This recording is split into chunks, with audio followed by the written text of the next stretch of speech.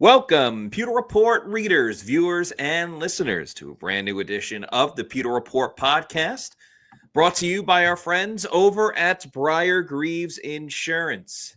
Protecting your assets starts with a company that you can count on. So whether it's auto, homeowners, flood, boaters, or business insurance, there's nobody better in the business to work with than the great people over at Briar Greaves Insurance. For more information about them, check out their website. That's briargreavesinsurance.com, or give them a call at 813-876-4166. That's 813-876-4166. It is a Thursday edition of the Pewter Report podcast, and we have a fun one in store for you. It was Bucs-Titans joint training camp practice today. It was hot. Tempers were flaring, and the intensity was ramped up throughout the entirety of practice. So we're going to break it down for everybody on today's show. We have a trio of hosts today. I'm your host, Matt Matera. Joined with me is the face that runs the place at pewterreport.com, SR Scott Reynolds, and our typical Thursday co-host, Adam Sly Slavon, is also on hand. Gentlemen, how are we doing this afternoon? Hot and bothered. It was a different temperature today. Instead of that 8:30 to 10:30 practice, it was 10 to noon. I will never complain about the heat in the morning practices ever again, as long as we don't have to have a 10 to noon practice. Keep those practices at 8:30, but obviously with the Tennessee Titans in town, they had to change up the practice schedule a little bit. And as you said, Matt, tempers flared. We had our first training camp fight, a little brouhaha, some fisticuffs. It was fun. And I talked to Graham Barton today, who was the instigator in that fight. And I'll tell you what Graham Barton said a little bit later in the show. Yeah, and just to go off Scott's point, I had a Titans player after practice. He walked up to me and he asked if I was a reporter that traveled down or was local. And I said local, and he's like, man, this heat down here, it's intense. It's different. And he had a few other words to say, but man, it was a scorcher. And you kind of saw that on the practice field. Both of the teams, the tensions were flaring, and it made for a really entertaining practice. Yeah, I mean, it's crazy how an hour difference or a 2-hour difference changes everything here at practice. And while there were a lot of great headlines and a lot of great moments from today's practice, the fight is the thing that I think people will remember most, because it wasn't just some pushing and shoving or, two guys getting into it. Yeah. It was legitimately both teams, both the Bucs and the Titans, to the point where players on the sidelines ran in to break people up and throw people away. Yeah, Tristan Wirfs on one crutch getting in the middle of it, which Baker Mayfield commented after about as well. There's been a good amount of joint practices that we've been to now, since they've become more of a popular thing. Right. I don't think I've seen a brawl this big in my time covering the Buccaneers. Sure, we had Antonio Brown literally like cocking back his fist and throwing punches, ironically enough, against the Titans. Yeah, 2001. From a couple of seasons ago, as Bruce Arians famously said after that, Antonio Brown was just swatting a fly. And who would have thought that would have been things to come later on. But it was hot. It was heavy. And it was a legit brouhaha this morning-ish afternoon. It was a bench clearing brawl is really what it was. And I haven't seen one of these in a long time. I've seen a couple of these in my 3 decades of doing this, but this was different. This was a little bit of a different story. And surprise, surprise, Luke Edeke was in on it.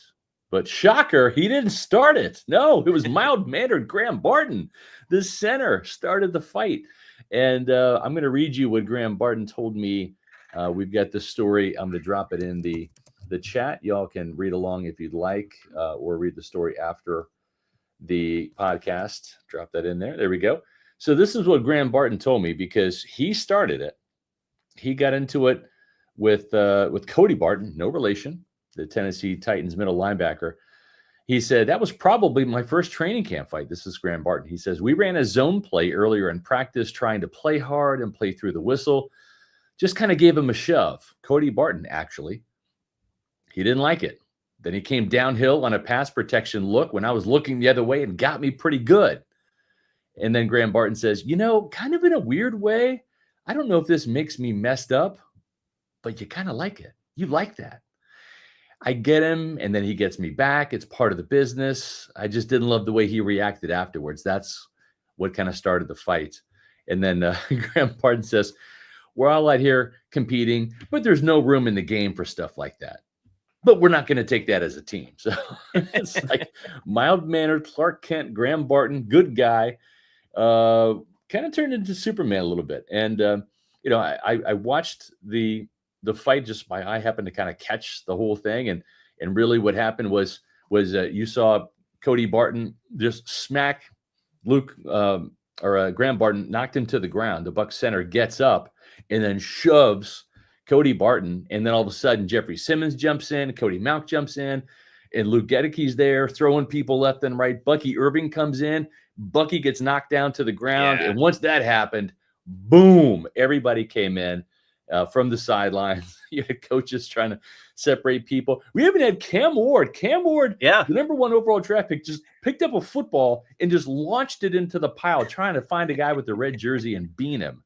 So it was nuts. We also saw, was it Jarvis? Brownlee Jr. Yeah, Titans cornerback. The fans were jawing at him. He turned around. Of course, if you've been to Bucs training camp, you know that the grandstands are kind of like right there, 15 yards away from the sidelines. And of course, the Bucs were on like kind of the middle of the field, and then the sidelines right in front of the fans in the stands, which are all Tampa Bay fans. They were jawing at Brownlee Jr. And he walked over to the crowd and probably got within about 7 yards of the front row. And there's like this little like plastic, fencing right there that, that you could hop over. And he was ready to get into the crowd and like get like in people's faces. Like Malice at the Palace. Exactly. Yeah. A security guard had to come over. Titans coaches came over, pulled him away. He was jawing to the fans the whole time. Just as a bad look. Like if you're an NFL cornerback and you're in an enemy practice field and the fans are distracting you enough to where, you're not paying attention to your teammates on the field. If they're getting in your head like that's a bad sign. I don't know what this guy's status, if he's, making the team, if he's a starter, a practice squad guy. I have no idea who this guy is, but just a bad look overall. Guys, your thoughts on the fight and everything that went down today? I was going to say, kind of branching off Brownlee, there was a play a little bit later on in practice after that whole altercation where Emeka Egbuka, he was lined up as an X receiver. He was coming across the middle, and Jarvis Brownlee, he meets him right in the middle of the field. He lays him out like a pancake. And it, like that play, like he was fired up. He's a Florida native. He's from Miami. So I think that might have been the reason why some fans were kind of taunting him a little bit. But between that and the scuffle, it was funny because had the chance to talk to Cam Ward after practice. And you mentioned mild-mannered when describing Graham Barton. So is Cameron Ward. He's very quiet. And he was talking about just picking up a football, kind of like aerial support, and just launching it into the crowd, trying to find somebody. It was just so wild seeing that unfold. And when you say the crowd, you're not talking about the Buccaneer fans. You're talking about the crowd of Buccaneer and Titans players. 90 players on both sides. In that brawl, Here's the problem that goes against Cam Ward, though, is he hit a Titans guy. He didn't even hit a Bucs player. And, like, the Titans players were a little bit closer, too. So you got to worry about his arm strength. And his accuracy.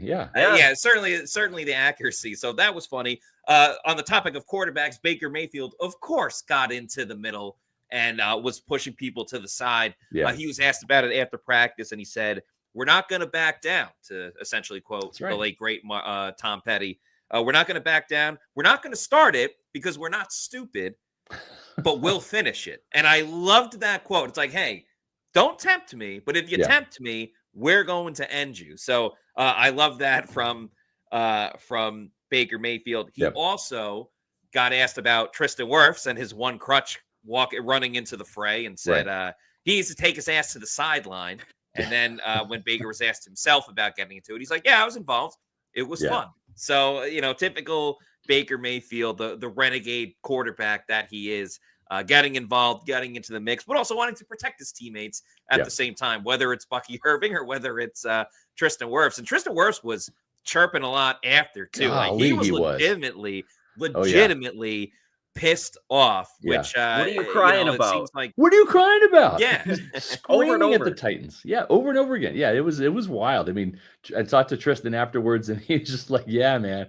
And as Graham Barton said too, because I asked Graham about, of course, the Bucs team captain and the leader of that offensive line, Tristan Wirfs. I asked him about, Tristan playing the role of lead cheerleader today from the sidelines, and Graham Barton told me, and I quote, "If it wasn't clear before, Tristan really misses football." I mean, he obviously wishes he was out there in competing, but he's got to heal up and get better first. He's out there being the leader that he is, and he's being competitive and wanting us to succeed and do well against another opponent. Folks, I'm going to say this, and I think I may have written about this. If I haven't, I'll write about it, but I'm going to tell you about it. I don't see Tristan Wirfs going on PUP to start the season. I don't think that's going to happen. I just don't. I think Tristan Wirfs, and here's the thing, he has to be on the active 53-man roster, and so does Chris Godwin. So when we see the cut down to 53, and spoiler alert, I'm doing my initial 53-man roster prediction for tomorrow's SR's Fab 5. So make sure you check that out Friday morning on pewterreport.com. But guys, we're going to see Chris Godwin on the 53. We're going to see Tristan Wirfs on the 53. Even if either one of those guys or both of them go on PUP to start the season, they have to be on that initial roster. Because if they're not, then they're on IR for the entire season. And both these guys are going to be back this year, but it's just an NFL rule. So technically, even though neither one of those guys might be ready for week 1, you're going to see them on the 53-man roster. They got to be on there one day. That's a league-wide rule. After that, then you can designate a player for short-term injury reserve or PUP, whatever. I think Godwin's going to go on PUP. I think he's going to be on PUP to start the season. Tristan Wirfs, I think there's a chance that he can not miss 4 games. He might miss 3. He might miss 2. He might miss 1. I don't know. There's somewhere in there. We're going to find out pretty soon. We're going to find out in a couple weeks exactly where he is and how quickly he can move around, right, and start getting into some strength things with that knee and blocking, sleds and kind of doing some of those things. It's sooner rather than later. But I mean, he's walking around without a brace and a sleeve on. He's carrying the crutches. He's not even using the crutches. So it's a good sign. I just think that he is going to try to make it back for week 1. I don't know if he's going to hit that, but something tells me this guy's not going to miss the first 4 games of the season. The crutch for Tristan Wirfs has become more of a walking stick right as he goes up and down the sidelines, which is cool to see. But can you imagine the motivation, the atmosphere, the adrenaline if Tristan Wirfs is able to come back? Let's just say he misses the first 2 games, which are on the road for the Tampa Bay Buccaneers. If he comes back for that home opener against the Jets in week 3 in the 1976 throwback uniform. Or maybe he's not back for that game, but that would be super cool. Yeah. If he comes back, let's say the Bucs are 3-0 at this point, or they're 2-1 and they're looking pretty good overall, and he comes back for that week 4 game against the Philadelphia Eagles, going against the defending Super Bowl champions, a team, though, that the Bucs have played pretty well against over the last couple of seasons. And the Eagles have a good onslaught of a defensive line and a pass rush, but the Bucs are ready to go with their ammo because Tristan Wirfs is available. I know it's early in the season and it's going to be such a long way to go, but man, the adrenaline of having Tristan Wirfs back earlier than expected, I think it's going to do wonders regardless, because you're talking about the best offensive tackle in the league. But, I mean, Baker Mayfield's going to break his helmet headbutting his teammates over the excitement of Tristan Wirfs being back. And then, obviously, you want Tristan and Chris, back week 1, fully healthy. But I kind of like the way, let's say Tristan does come back. In baseball, you have the trade deadline. You kind of get some players along the way, gearing up for the run. But getting Tristan back in week 3, Chris Godwin, let's say week 4, week 5, you're talking about getting 2 huge weapons for this offense to really take it up a notch. Things might start slow with Josh Grizzard and the whole learning process, going up against some really good defensive coordinators to begin the year, but getting those guys along the way, it's only going to be a boon for the offense. Better than any trade deadline acquisition they could have, or any free agent acquisition they could get at that point. One last thing about the brawl to kind of put a bow on everything. This happened a little bit later, but Kyle Trask actually got kind of like bumped into and ran into when he was on the ground. He ended up being fine and everything like that. Yeah. But Luke Gedeke came into the lineup right after that play, but he came in for Michael Jordan, who was playing right tackle at the time. But the number twos were in. But like you're right, all the 2s and 3s were still in. It wasn't like Gedeke and Graham Barton and Cody Malkin. Everybody was coming in. It was just Gedeke, and I was like, "What the heck is Luke Gedeke doing? Like going in? Where's everyone else?"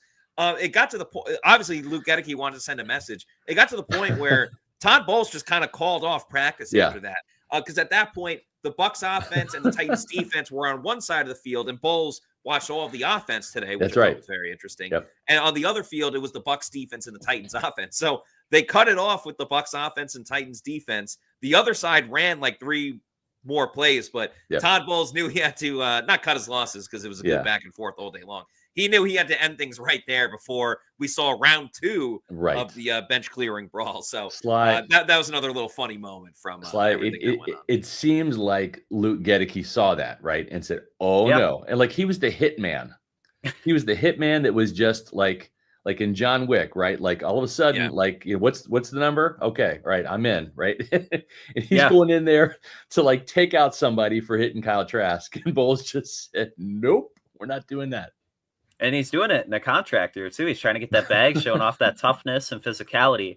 Matt, you mentioned the moment after, but there's also a moment before that big fight that I wanted to talk about. And that was Cody Malkin and Jeffrey Simmons kind of going at it. And it's a rep that like so many people on X were talking about who won what rep that in particular. But Simmons, he pushed back Malk about 3-4 yards. And then Cody, he just takes Jeffrey Simmons and he throws him to the side.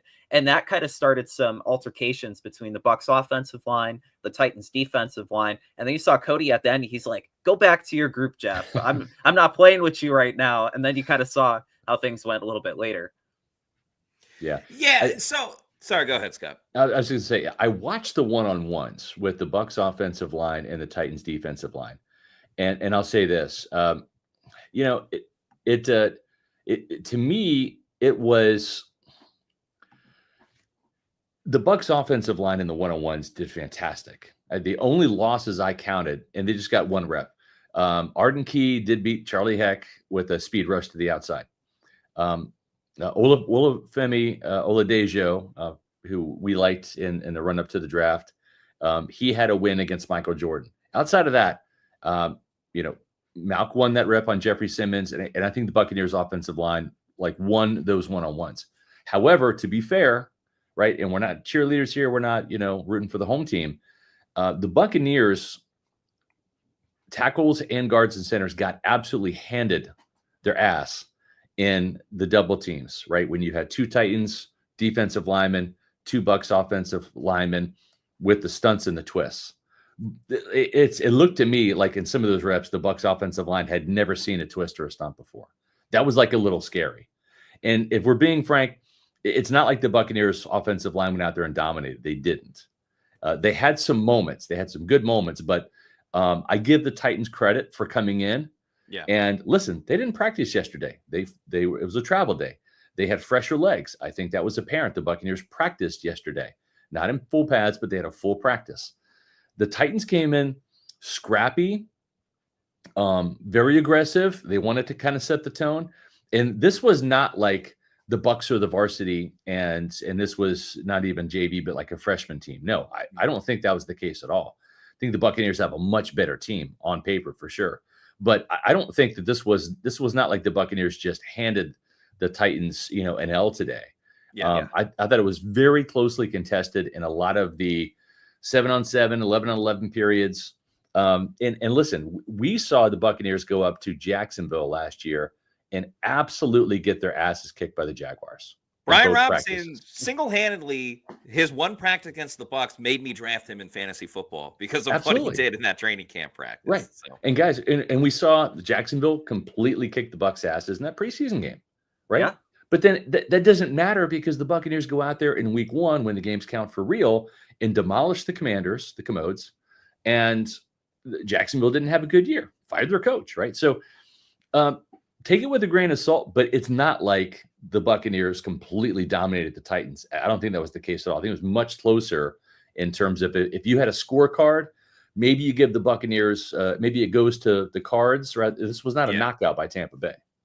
No, it wasn't by any means. A lot of good back and forth. I think you give a slight edge to the Bucs, but let's also remember, like, the Titans, while yes, they were the number one pick this year, they still had a pretty stingy defense overall. The offense was the problem. And a lot of it was Will Levis turning the ball over left and right and losing games in the middle of games and late in games because of Will Levis. But they've always had a stingy defense overall. Now, the Cody Mauch, Jeffrey Simmons video, I've watched that so many times now, and it's almost like when you, like, if you look at a picture and it's like, do you see a rabbit or a duck in this picture? That's how I felt with that video. Because on the one hand, it was awesome seeing Cody Mauch toss him at the end, but it was at the end of the rep after Jeffrey Simmons had kind of pushed him back a pretty good amount, and it was a straight bull rush. So I don't think it was totally domination by Cody Mauch specifically, but it was good to see him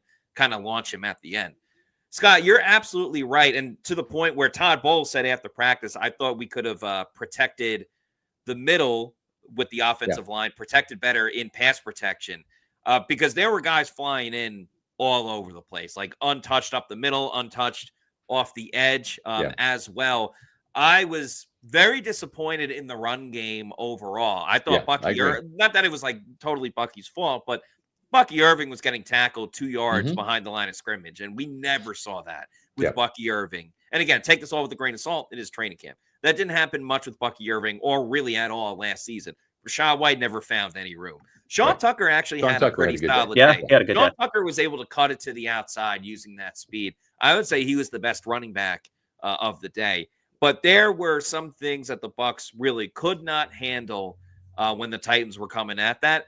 Luckily, it was a little bit more of the second string offensive lineman than I would say the starting offensive lineman. But I think that's part of why Graham Barton got in the fight, is because he was kind of unhappy with how he was performing. So certainly a learning lesson for this offensive line. There's still a ways to go. But that was certainly a glaring weakness for the team today.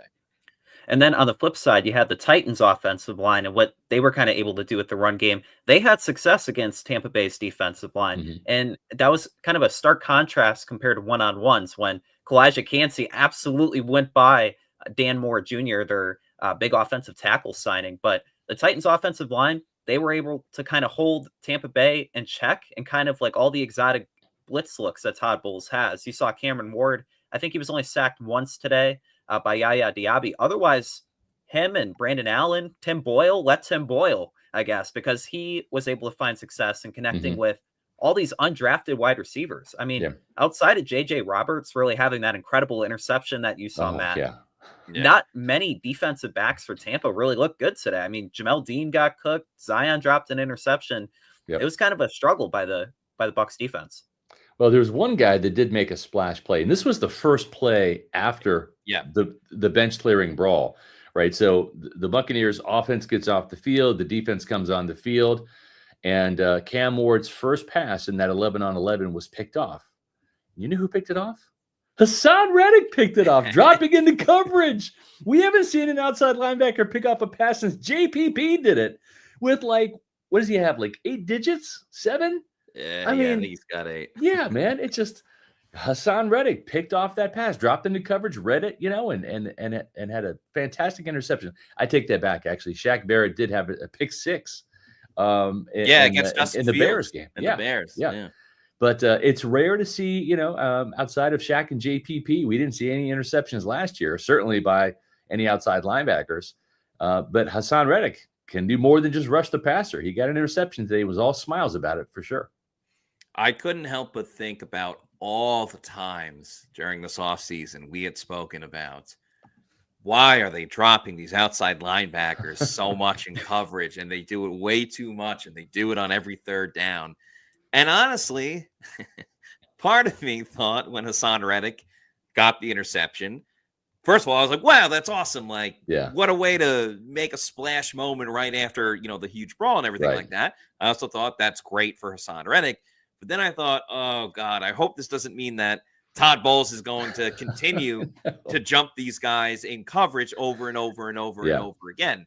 Now, I don't think Todd Bowles will do that. And I think this was a good example of using the element of surprise of when you do drop back your outside linebacker. It's not on every single third down. It's on maybe 2 third downs in the entire game or whatever the case may be. So that was really good to see. I liked what I saw from Hassan Reddick overall. I just thought he had that lightning quickness as is kind of one of the signatures for him. And I really think Hassan Reddick is going to be good to go for this season. Kalijah Cansey, I think, got a sack as well during that session, not long after Hassan Reddick recorded the interception. So all the big names on defense that we want to see perform, I think had a pretty good day.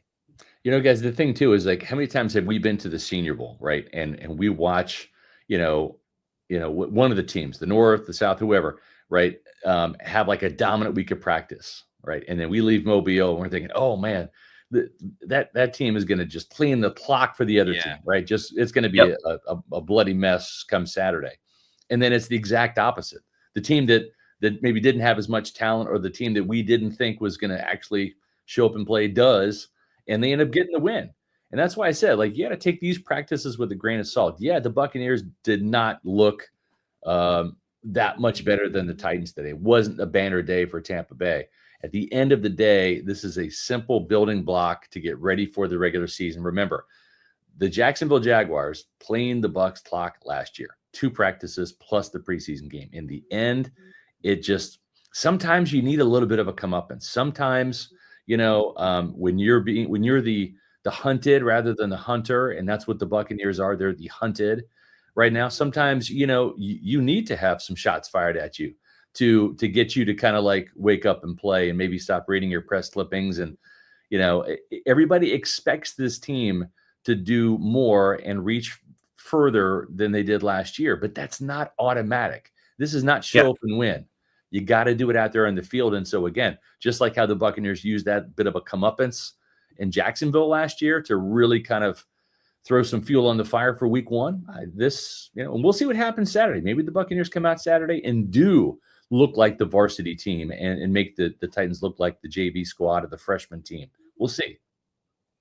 There was one observation I had after listening to Brian Callahan before practice, and kind of asked him as he was walking away, what position groups was he looking at practice today? And he mentioned the trenches, and we've kind of talked about that. But he also mentioned that he was excited to see how his team's cornerbacks fared against the Bucs wide receivers, and all the talent at wide receiver. But I thought the Bucs absolutely demolished the Titans secondary. I heard like some reporters saying that the Tennessee secondary is one of the worst in the NFL. And you saw guys like Mike Evans, Jalen McMillan, Emeka Egbuka. They were cooking today. There was a pass where Baker Mayfield, he threw a dot to McMillan on a comeback route. There was 2 Titans defensive backs. Yeah, no match. And Emeka Egbuka, like we've talked all about him and the great camp that he's having. Scott, Matt, I thought these guys, they balled out today. Yeah, they did. And I do have some breaking news. Emeka Egbuka is not perfect. He did have a drop today. First time I've ever seen him drop a pass.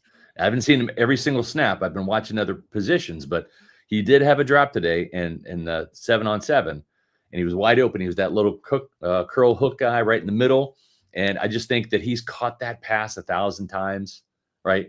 And it's just natural. And I think he was looking to do something with it before he looked it in, and he dropped it. But then, as you said, he went on to have a really good practice. Even when he got lit up, even when he got absolutely depleted, he popped right back up. And that just shows you 6'1", 205, how big, of a receiver he is. He's got that Chris Godwin toughness. And I'd say Jalen McMillan is bigger and tougher this year too. And sometimes you look at silver linings, and like you go back to that Sunday night loss to the Cowboys in Dallas, where he kind of got mossed for that interception right there on the goal line, right? Where it was the deep throw and he caught it, and the Cowboys defender ripped it away from his hands.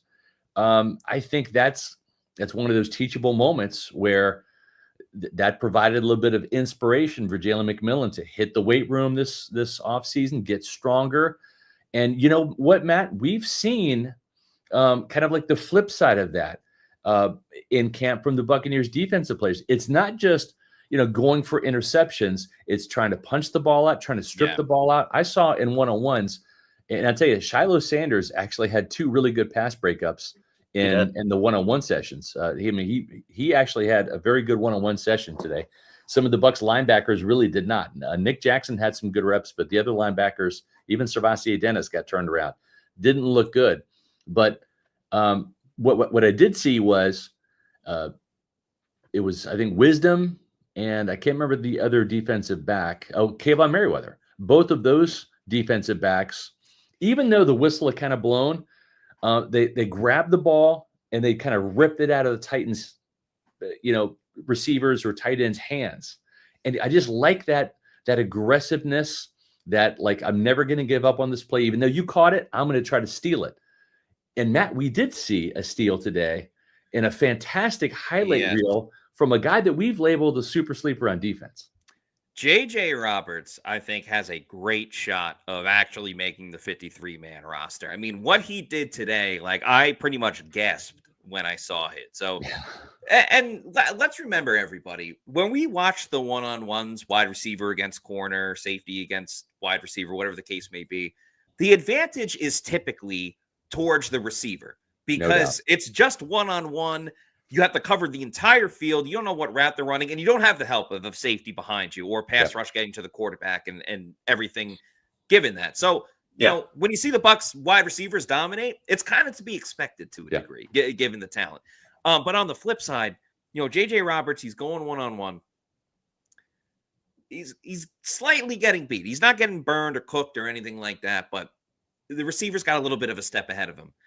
The ball is caught in the receiver's hands, and J.J. Roberts says, he didn't say give me that, but he goes, give me that, and he rips the ball out of the receiver's hands, and then had the football IQ, because it was right along the right sideline, to keep his feet in bounds, 1-2, for one of the best interceptions I have ever seen, especially in these one-on-one situations. And J.J. Roberts was doing it all day. He had a pass breakup later. He had a nice tackle and goal line. He's making the team. He was doing things all over the place, and it was really great to see some of the second and third string guys show up in these moments. You mentioned Shiloh Sanders a moment ago. Christian Izien was all over the place, making it difficult for the receivers. The 2 guys that struggled in these one-on-ones was Jamel Dean. He got beat deep on a play. Zion McCollum, I wouldn't say struggled. He actually had pretty good coverage, but the receiver was able to make the catch on the play. But that interception by J.J. Roberts, you could see it on our social media all over. One of the best plays that we've seen from training camp, just exceptional. And, it's no surprise why he's getting a lot of looks and getting some more opportunities with some other guys out. That was truly a great play. And then Jalen McMillan, who you mentioned before, it's one of the plays I was most impressed by. It was just like an incomplete pass, but he was going over the middle. Baker was trying to find him. It was double coverage. McMillan jumped as high as he could to go and get the ball. Like what you were talking about, being more aggressive. If he would have got his hand on the ball, he would have got clocked by the defenders. But the ball was too high, so it was incomplete. But he was going full speed, not caring about his surroundings, who was around him. The fact that the scoreboard wasn't far away, and he could have eventually ran into that as well. He was going full throttle. So it's good to see Jalen McMillan finding his role on this team, because Ibuka has just shot up so quickly. And now we saw today Ibuka, he was doing the underneath stuff for a lot of training camp, but today he was going deep and had some highlight plays, which you could see on our YouTube channel. But it was cool to see a lot of great stuff from the young DBs trying to make this team, and the 2 established, but also young wide receivers doing some great stuff today. Yeah. And Sly, when you look at Emeka Ibuka, they're not going to have Tez Johnson in this preseason game. And he's kind of like the in-house favorite to win the punt return job, right? Trey Palmer, he's been out. Cam Johnson, he's been out. Those are probably like the top 3 guys that this team would like to see in the punt return mix. So the guys we saw doing the punt returns today, Emeka Ibuka, and we're going to see that probably on Saturday night, Rashad White and Jalen McMillan. Those 3 guys are out there doing punt returns in practice today. And I don't know that the Buccaneers necessarily want any of those guys to be the punt returner, but they're getting showcased because the 3 receivers that you would think would be factoring into the mix just haven't practiced and probably not going to play on Saturday night. Yeah, that's a great point. And to that point, you kind of saw that and how it played out last year, where Bucky Irving, even though he was the starting running back, you saw him get a lot of kick return runs. So Right. for Emeka, I think it'll be good just for him to see the field as much as possible because he's such a game changer. But Yeah. you also don't want to risk injury either. Right. And I know we had a roundtable discussion earlier this week, kind of talking about Josh Grizzard's objective. I mean, if Emeka's on the field, the objective should be to stretch out the field and see what Emeka can do on some of those deep balls and just the chemistry that he continues to build, even if Baker isn't playing with Kyle Trask. Yeah. I did want to mention, Matt, you made a point kind of talking about JJ Roberts. And I think he's shown just so much value and versatility. And I could definitely see him making the roster as like the fifth safety and kind of that second or third nickel because he's just so versatile. He displays a knack for the football. I mean, yesterday in practice, we saw Jamel Dean get a couple interceptions, Jacob Parrish looking really good. But JJ Roberts, he's had a really, really nice camp. And he's, of all the defensive backs, he's really setting himself apart. He is in that category with a couple of players, and I mean this in a positive way, where they're positionless. Like, you want to put them at nickel, you want to put them at safety, that's totally fine either way. And I just think that's great for Todd Bowles, who, again, didn't really watch the defense today, so I'm excited to see his reaction to what J.J. Roberts and a couple of other guys did today. But I love the fact that, okay, Zion's outside on one play, maybe they'll move him into the slot for one play. Maybe Christian Izien is at safety, and then they move him into the slot, and then the same thing with J.J. Roberts and Jacob Parrish and a lot of these other players. Just the mantra of sticking to every receiver, being aggressive, going after the football. We saw that in the one-on-ones. We saw that with J.J. Roberts. That was a perfect example of when he ripped the ball away for an interception. And it's the type of thing that's going to guide this team throughout the season. And I think also kind of early on, given the injuries to Wirfs and Godwin and seeing what's up with Josh Grizzard as a first-time play caller and stuff like that. It all plays into the success of the team this season. Yeah, one more thing we got to talk about. I think the best player in camp, the guy who's having the best training camp, and we're kind of done with 3 weeks of training camp, right? We're heading into the first preseason game, is Mike Evans. Oh, he truly is the best player that we've seen on the field for 3 weeks. And he is creating so much separation. Kind of reminds me of Michael Jordan a little bit, right? Michael Jordan comes into the league, and what is he? He's a Skywalker, right? He's dunked you very much, right? He is just that guy that plays above the rim, that takes it to the hole, that, does the crazy, like 360 dunks and the, around the world layups and all that. But then as Michael Jordan got older, he just would kill you with the fadeaway jumper, right? His game evolved. He became that guy, which is great because at the end of his career, even when he came back with the Washington Wizards, he couldn't get to the rim like he did. He didn't have that step. He didn't have the elevation, but he would still 40 though. Still drop 40, but with the fadeaway jumpers, right? You couldn't stop it. He became such a good shooter. We're seeing Mike Evans, who, keep in mind, this guy's going to be, what, 33? 32, I think. 32. Yeah, he'll be 32 on the 21st. 32 in a couple of days here.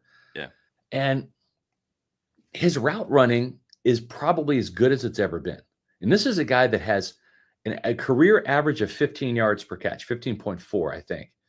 And so he's a vertical guy. That's how he started, like, in this league, as a vertical guy that would win, the 50-50 balls, which really are like 70-30 balls when he's catching them. But now, because he's been playing in the slot more, right? Because this is that LA Rams attack, right? This is that Cooper Kupp, Puka Nacua type of role that Mike Evans is playing. He's not just that isolated split end X receiver that we've seen him star at for years. His game's evolving. He's becoming a really, really gifted route runner and is creating so much separation. When he catches the ball, he's wide friggin' open. Yeah. And just like on his end zone catch today, he was open by 3 or 4 steps on the Titans defender. And like when the ball leaves the quarterback's hands, right, it's like touchdown. Like Mike doesn't even catch the ball yet, and touchdown. And then he did the most Mike Evans thing of all, because he's the GOAT. He just kept running. He caught the ball in the back corner of the right part of the end zone, and just literally went right down by the fans and right into the team facility. He was done. He's like, my work here is done, people. I'm Mike Evans. I don't need to do anymore, right? I've owned the Titans. I'm done. There was like another, 30 minutes of practice still? Yeah, There's still yeah, like a pretty couple much. practice periods. Mike was just like, I'm done. I'm out. People thought, is he injured? No, he came back out and signed autographs for fans. He just was done.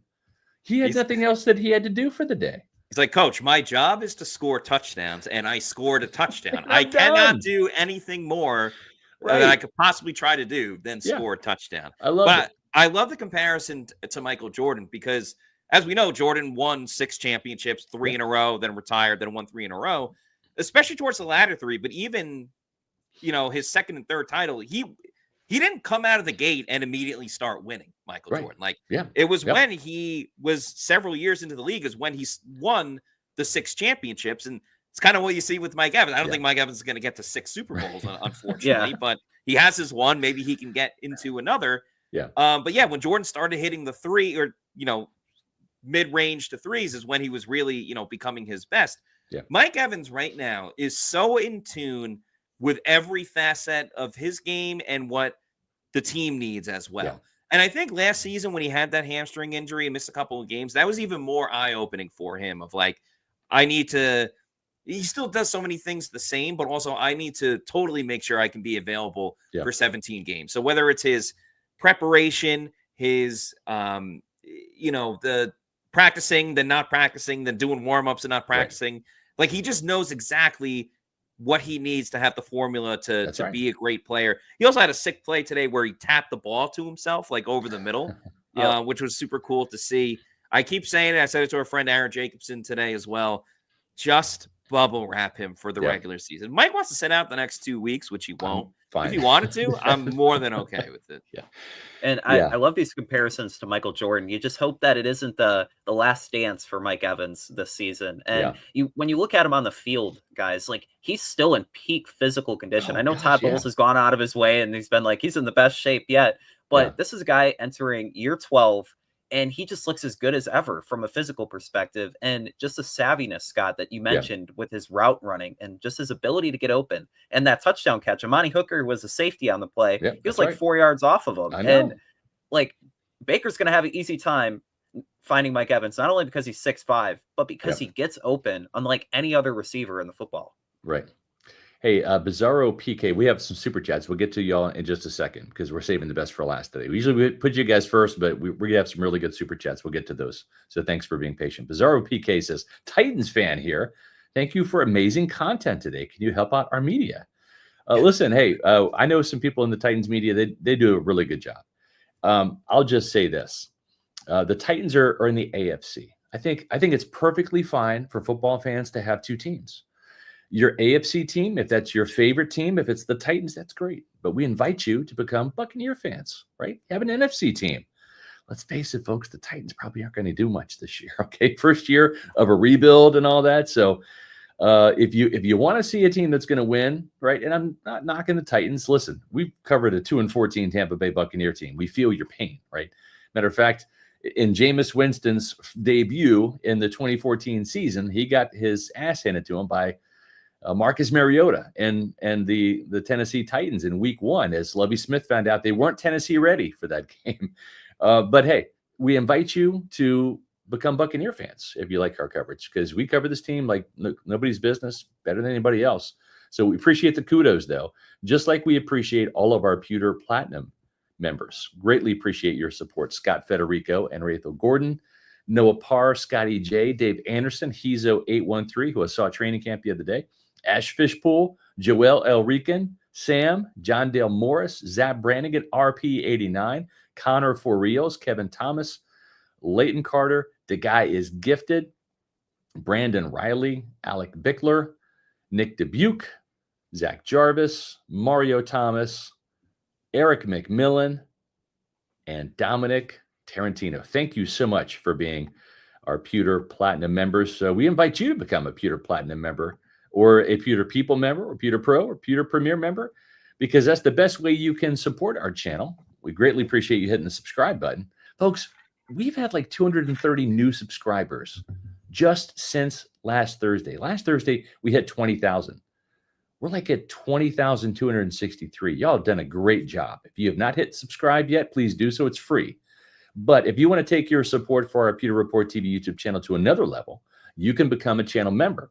And when you do that, you can get some cool perks like loyalty badges, custom emojis, and we've got some Pewter Insider shows coming your way every Friday from now on, because we don't have Friday practice anymore. So we're going to have those shows starting tomorrow for our Pewter Premier and Pewter Platinum members. It's a bonus podcast that's got the freshest content prior to game day that you're going to find. Matt Matera and I do it at 1:30 on Fridays. So it's a great perk to get. If you're a Pewter Premier or Pewter Platinum member, you get that. Just hit the join button on Pewter Report TV. And when you do that, listen, it helps our travel budget. We're sending Matt and Adam to Pittsburgh next week to watch the joint practice between the Steelers and the Bucs on Thursday. They're also going to be out there at Duquesne University watching the Bucs practice Wednesday on location, getting you the access and the insight to practice that you need. So that's where the money comes from for our travel budget. It comes from our Pewter Report TV channel membership. So think of it as an investment in your Bucs coverage. You give us some money, it helps us go on the road. And then when we're on the road, we bring the content right back to you guys in this very podcast on pewterreport.com and also in our Pewter Insider shows on Friday. And the return of the Pewter Insider tomorrow at 1:30. Matt Matera and I. Bucs preseason is here. We have some more scoop we can't even get to today.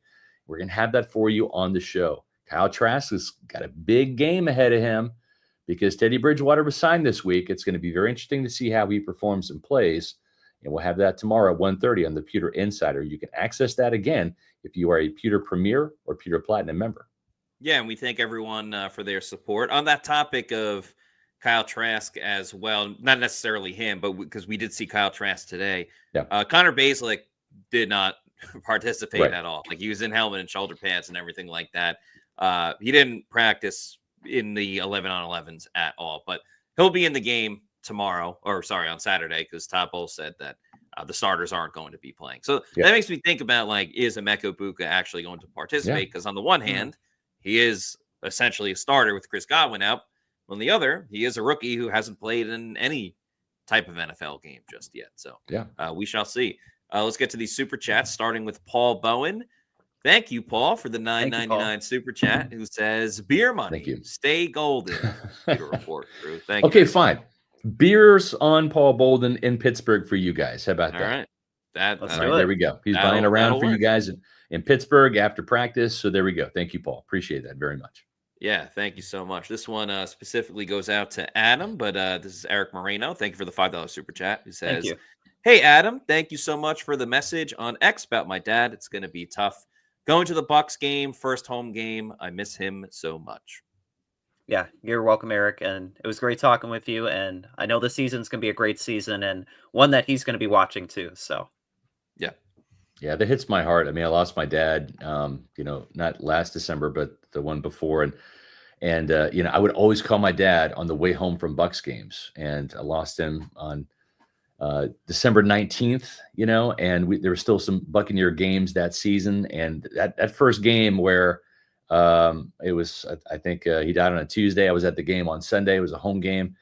And, I just instinctively reached for the phone after the game as I'm driving home to call him, and he's not there, That sucks. It sucks to lose parents, man. I've lost both my mom and my dad and my stepdad. So I greatly feel for you and anybody that is missing a loved one. It does hurt, right? But at the same time, like our great friend Mark Cook, who we lost on August 12th, several years ago in 2021, they got the best seat in the house for Bucs games, and that's kind of that's the silver lining in all of this is they're not going to miss any plays, and they're going to be cheering on the Buccaneers for sure.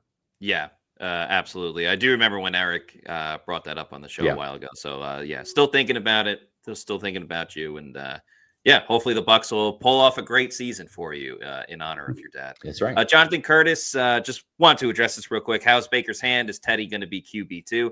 Baker's hand is fine at this point. Again, it was just a precautionary type of thing. I'm very curious when we will see Teddy Bridgewater actually participate, because he's been doing warm-ups. He was actually throwing with some receivers after practice as well. I saw it when we were at the back tent waiting for Todd Bowles and Baker to speak, and he was throwing with some of the wide receivers as well. He's not going to play in the game on Saturday. But I am curious, like when we're in Pittsburgh, Adam, if we'll see Teddy Bridgewater. He's got to get down the offense first, but he's got to get out there at some point. I think right now he's just in the sponge phase. Like he's just absorbing everything that he can. But the fact that, he's worked with Josh Grizzard in the past and just all the connections that he has, you expect him to probably see the field sooner rather than later. But I'm really curious about Kyle Trask and how he looks this preseason, because it could be his final audition to really get some extended tape out there. And based on what we've seen so far in training camp, I don't know about you guys, I say he's probably been pretty up and down. And Teddy Bridgewater, very well with all his experience and all the knowledge that he passes on as a leader of men. Like, could he elevate to quarterback too? Would the Bucs kind of go in that direction if Baker were ever to go down? Yeah, let's hope that's not the case. I mean, the crappy thing if you're Kyle Trask is you've never had that opportunity to get on the field and really show this team or any team what you can do. Of course, the flip side of this for the Buccaneers, they don't want to see Kyle Trask. They wanted to see Tom Brady, and Tom Brady never missed a single start. And they want to see Baker Mayfield, and knock on wood, Baker Mayfield has not missed a single start. So that's how they want it. They want Kyle Trask to be the greatest what if of all time. That's right, Matt. Well said. Well said. Jordy Peterson, thank you for the $4.99 super chat, says, I feel like the O-line is something to worry about with all the comments from Bowles and all the quote-unquote sacks in previous practices. Go Bucs. I'll start off by saying I think, and I'll throw it to you guys, I think the Bucs defensive front, the defensive line, including the outside linebackers, has really come to play. And I mean, Vita Vea is as great as we've talked about Mike Evans and the fantastic camp he's had. I mean, Vita Vea is just, he's on the warpath. He is ready for another Pro Bowl type season. I mean, he just is having, kind of a monster camp himself. And so I think that's part of it with the O-line. There he is just demolishing Graham Barton. Okay. Man. But at the same time too, the O-line has not been, it doesn't look like it's ready to pick up where it left off, right? It's not in midseason form just yet. And that's okay. This is training camp. They still have to get some time down and all that. I think that's a fair assessment. The offensive line, I'm not concerned about it, but it's not like the offensive line just steamrolls the defensive line every single practice and wins every single rep, and the running game can't be stopped and Baker has all day to throw. That's not the case. Mm-hmm. But at the same time, that's kind of what you want, because you want the defense to share the Superman cape, to wear the superhero cape as well, not just have this be a lopsided team like it was last year. And it's kind of like the argument that you want to see the secondary have interceptions, but you don't want Baker to throw them, right? Like you want that back and forth where, Baker wins some, the defense wins some. And I think you've seen that with the offensive line and the defensive line. Before the pads came on, obviously the offensive line doesn't have much leeway in stopping all these pass rushers coming off the edge. So Todd Bowles, his statement that, you can't look at that early on in camp, it does hold merit. But what you've seen the past couple of days, guys, is just a lot of back and forth between the offensive line and the defensive line.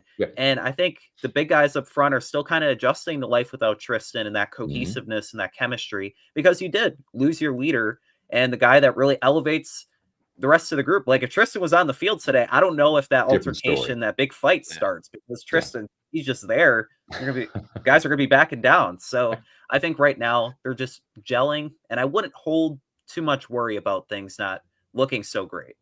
I also feel like every training camp, at least the last 3 or 4 years, we go, oh my God, look at this pass rush. They're getting to the quarterback play after play after play. And it's like, oh, well, Diaby only had like 4.5 sacks. So where was all this great production that we saw in training camp? And then you remember, like, okay, well, maybe on this specific play, you're waiting for 4 receivers to go deep on the play. You're not going to call that in a regular season game if it's like 3rd and 5 or whatever the case may be. Or if one side of the defensive line is absolutely crushing you, well, you're probably going to either run it to the other side or call a quick pass or call a screen or something like that. So the ebb and flow of the game is just so different in the regular season. Yeah. And Josh Grizzard is going to be prepared for, certain things that the Bucs aren't going to be good at. So he's just not going to call it. That's why you got to find it out right here. And, certain times where the pocket did kind of collapse, well, they're going to be ready for it. Yeah. Even by next week against the Pittsburgh Steelers. And they got some pretty good pass rushers as well. TJ Watt got that big fat contract. So, he's going to be ready to go. That's not going to be easy for Charlie Heck and stuff like that too. But it's a lot of kind of taking in the information and then processing what it was and how you build on top of it. And I think that's what we're seeing right now. Well, what we're going to be seeing in 3 weeks from today, folks, is the start of USF football. That's right. They kick off the season on August 28th at 5:30. It's an early start. It's like one of the first college football games, I think, of the season. And the USF Bulls want you to get in on the action. So visit usfbullstix.com for your tickets. The 2025 season kicks off at Boise State at home on August 28th at 5:30. It's a great time to go watch the Bulls. And then homecoming is October 18th versus FAU. Join the Bull Stampede and get your season tickets now. This is going to be a fun season because you've got a playoff team in Boise State coming into Raymond James Stadium on a Thursday. They've got a couple of other games too on a Friday and a Thursday night. So if you like to watch maybe a different team, maybe your alma mater, and it's not USF on Saturday, well, go support Tampa's team. Go check out the Bulls playing at Raymond James Stadium on those alternate nights and enjoy some USF Bulls football coming off of a big bowl win last year with Alex Golish. This is going to be a very fun team to watch. I'm excited to watch the Bulls. I'm going to be there for homecoming against FAU. Make sure you get your Bulls tickets at usfbullstix.com. Anything else from practice today? I feel like we pretty much covered just about everything, huh? Well, a couple other things too. Remember, we've got a Pewter Insider video tomorrow. That's going to be our podcast, our bonus podcast for the Pewter Premier and Platinum members. That's 1:30, and we're back on a Friday schedule here, so make sure you check that out. The other thing too is we're going to have a post-game podcast on Saturday night, so make sure that you tune in for that. I'm also going to be on News Channel 8 about 7:15 with Eileen Natchik doing the Bucs-Titans pregame show. So make sure you check that out. News Channel 8, the official TV channel of the Tampa Bay Buccaneers. And Matt, you're going to be doing that in Pittsburgh. Up there with News Channel 8 as well. So we're partnered up again with News Channel 8. So make sure you check out Pewter Report on News Channel 8 and the pregame show prior to kickoff. That's going to be fun. That's going to be awesome. Josh Capo also has a video coming out where he chats with Ollie Connolly, who's very knowledgeable about the Bucs and really just the NFL in general. So that'll be out sometime soon. Yeah, that'll be out tomorrow. We also just put out some highlights from Bucs training camp practice today. You could see the J.J. Roberts interception. You could see some big plays by Emeka Mbuka. That's on our YouTube channel as well. So if you're not already doing so, I was going to say real quick, I got a Pewter Pulse video coming out tomorrow and SR's Fab 5 with my 53-man roster prediction. Yes, you got that out too. So we have tons and tons of content for all of you Bucs fans and the Titans fans as well. You want to read our recap of Bucs-Titans, we'll have it on there as well. So if you're not already doing so, please make sure you are following us on all of our social media on X, Facebook, and Instagram. We are at Pewter Report. And our YouTube channel is Pewter Report TV. Please like and subscribe. Leave a comment on this video as well. Tell us which player you are most excited about to watch during Saturday's preseason game when the Bucs host the Titans. So that's going to do it for us on today's show. For Scott Reynolds, for Adam Slavon, I'm Matt Matera saying thanks everybody for watching. And we will see you soon for another edition of the Pewter Report podcast. Out.